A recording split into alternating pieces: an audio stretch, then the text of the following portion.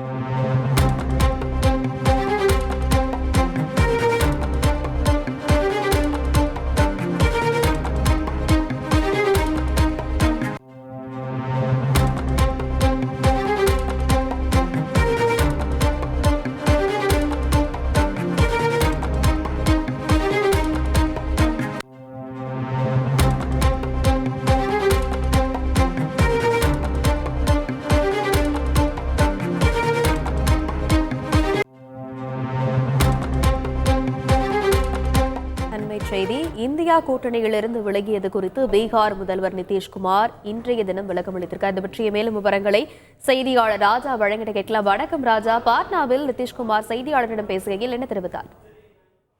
வணக்கம். பீகார் முதல்வர் நிதிஷ்குமார் சில நாட்களுக்கு முன்பு இந்தியா கூட்டணியை முறித்து கொண்டு பாஜக தலைமையிலான கூட்டணியில் ஆட்சி அமைத்து தற்போது அங்க பாஜக தலைமையிலான அந்த ஆட்சி நடைபெற்று வருகிறது. இந்த நிலையில் பாட்னாவில் செய்தியாளர்களிடம் பேசும்பொழுது எதிர்க்கட்சியின் கூட்டணிக்கு வேறு பேர் தேர்வு செய்ய வேண்டும் என நான் அவர்களை வற்புறுத்தி இருந்தேன்.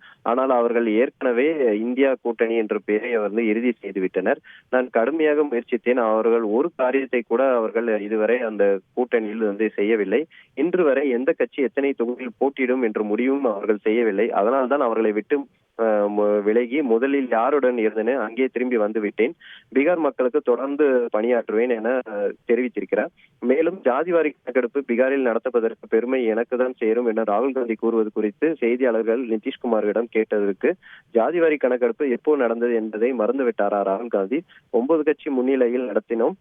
2019-2020 சட்டசபை முதல் பொதுக்கூட்டம் வரை எல்லா இடங்களிலும் ஜாதிவாரி கணக்கெடுப்பு நடத்த வேண்டும் என்று நான் தான் பேசினேன்.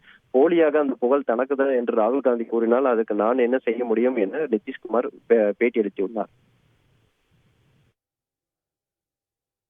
விவரங்களுக்கு நன்றி ராஜா.